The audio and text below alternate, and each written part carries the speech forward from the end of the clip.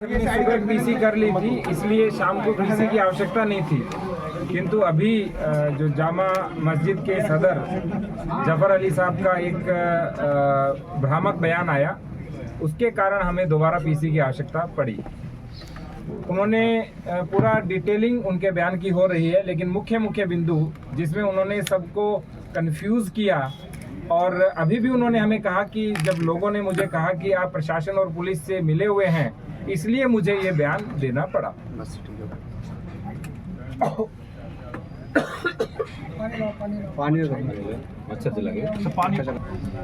जफर जी ने बोला कि हमें सर्वे की सूचना नहीं दी। मैं आपको कुछ चीज़ें दिखाना चाहता हूँ। पहली सूचना मैं आपको दिखाना चाहता हूँ, ऑनरेबल कोर्ट का ये ऑर्डर है। जैसे ही ये कोर्ट का ऑर्डर आया, इस कोर्ट के ऑर्डर के बाद 2:30 हाँ, जो कोर्ट का ऑर्डर आया वो 2:38 पे आया, और इसके लगभग आधे घंटे के बाद वो लोग हमारे पास आए, और फिर 5 बजे से पहले हम कोतवाली आए, और 5 से 5:30 के बीच हम जामा मस्जिद पहुंचे।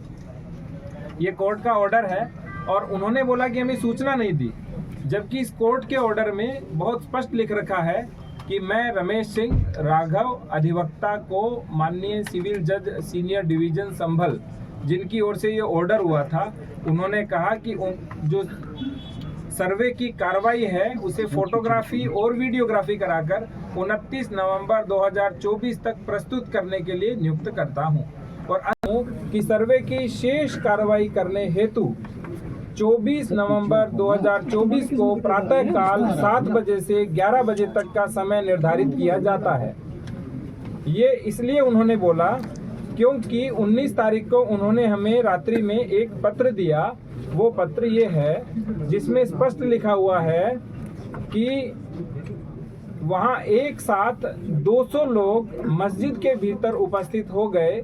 सायंकाल का समय था एवं इतने ही व्यक्ति की उपस्थिति में सर्वे का कार्य सुचारू रूप से संपन्न नहीं हो सका।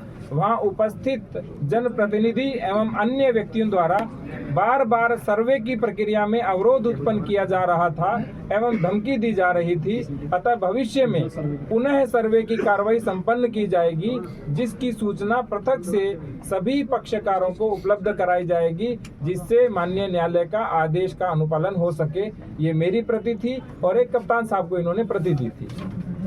इस प्रति के क्रम में ही जो अभी मैंने बोला, 23 तारीख को, जैसे जफर साहब ने बोला हमें सूचना नहीं दी, 23 तारीख को 6:15 पे मेरे द्वारा फोन किया गया, लेकिन उन्होंने कहा मेरा स्वास्थ्य सही नहीं है, इसलिए हमने एसडीएम और सीओ को भेजा कि आप एक कॉपी उनको रिसीव कराइए।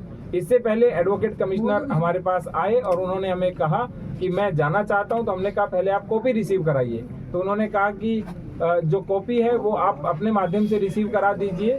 तो हमने अपने माध्यम से रिसीव करा करके सूचना दी। तो जो पहली बात जो भ्रामक रूप से कह रहे थे हमें सूचना नहीं दी, और इसी के साथ दूसरी बात भी थी, उन्होंने कहा कि दूसरी बार जो ऑर्डर था वो डीएम के आदेश से हुआ, जबकि स्पष्ट रूप से एडवोकेट कमिश्नर साहब का ये तीसरा आदेश था, जिसमें उन्होंने कहा पहला आदेश 19 को किया, फिर 19 को रात को किया कि भविष्य में दोबारा करेंगे, और तीसरा 23 तारीख को किया, जिसमें स्पष्ट लिखा हुआ है कि 24 को सुबह 7 से 11 के बीच सर्वे किया जाएगा।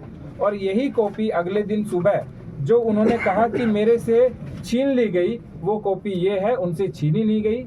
ये देखिए, उन्होंने स्वयं इसके ऊपर 24 को हस्ताक्षर किए हैं। दूसरी बात जो उन्होंने बोली, वो उन्होंने बोली कि कोर्ट का ऑर्डर 4 बजे का है, जबकि मैंने अभी आपको बताया कोर्ट का ऑर्डर 2:38 का है। तीसरी बात जो उन्होंने बोली, उन्होंने कहा कि 5 बजे के बाद किसी आदेश का अनुपालन नहीं हो सकता, जबकि हम 5 से 5:30 के बीच जामा मस्जिद की ओर प्रस्थान कर चुके थे। इसके बाद उन्होंने कुछ बातें बोली जो कप्तान साहब भी जवाब देंगे। जैसे उन्होंने कहा कि मैंने खुद पुलिस को फायरिंग करते हुए देखा। तो मैं ये पूछना चाहता हूँ जफर साहब से कि क्या वो सर्वे अंदर करवा रहे थे या बाहर फायरिंग देख रहे थे, जबकि वो 10:30 पौने 11 बजे तक तो सर्वे करा रहे थे, और जितनी भी ये घटना कारित हुई मुख्य रूप से वो 10 से लेकर के 11 बजे के बीच हुई थी। इसके बाद जो आगे उन्होंने कहा कि जब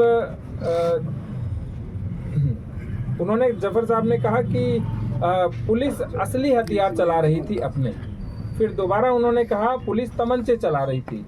उसी बयान में जो अभी लाइव इन्होंने दिया, वो तीसरी बार उन्होंने बोला कि मुझे नहीं पता कि पुलिस कौन से हथियार चला रही थी। आप सोच के देखिए, कोई एक ही व्यक्ति एक ही पूरी लाइव के अंदर 3 तरह के स्टेटमेंट दे रहा है जो परस्पर विरोधाभासी है। आगे इनके द्वारा जो सबसे बड़ा भ्रम फैलाया गया जनता के मध्य, वो ये है, इन्होंने कहा कि वजू टैंक का पानी खाली कराया गया और वजू टैंक को नापना चाह रहे थे, जबकि वजू टैंक की केवल फोटोग्राफी और वीडियोग्राफी होनी थी, इसलिए वजू टैंक का पानी खाली कराया गया। नेक्स्ट, और वैसे भी वजू टैंक का पानी अभी आपने बताया जफर साहब ने कि हर शुक्रवार को वो खाली होता है। आगे जफर साहब ने बोला कि लोगों में यह भ्रम फैला कि मस्जिद में खुदाई हो रही है, जबकि किसी प्रकार का कोई भ्रम नहीं था। आप सोच के देखिए, खुदाई में मिट्टी निकलती है, खुदाई में पानी नहीं निकलता। और जो नाली वो बता रहे थे जिसमें लोगों ने देखा, उस नाली में पानी रेगुलर बहता है। ऐसा नहीं है कि जो नीचे की नाली है उसमें पानी एक ही दिन बहा था, जिस दिन वजू के टैंक का पानी निकला था, वो निरंतर बहता रहता है। इसके बाद इन्होंने बोला कि वहाँ नाप तोल की गई, जबकि वहाँ किसी प्रकार की नाप तोल नहीं की गई। जब फोटोग्राफी वीडियोग्राफी करने वाले थे तो उन्होंने पुनः वजू के टैंक में पानी भर दिया, जिससे फोटोग्राफी वीडियोग्राफी केवल सूक्ष्म हुई, पूर्ण रूप से वो यानी उनको जितनी चाहिए थी उतनी हो गई, लेकिन वो चाहते थे थोड़ी और वीडियोग्राफी करें, लेकिन उसमें पुनः पानी भरने लग गया। इसके बाद उन्होंने कहा कि जितना भी जिलाधिकारी के द्वारा जो सर्वे की अनुमति दी गई थी वो गलत है।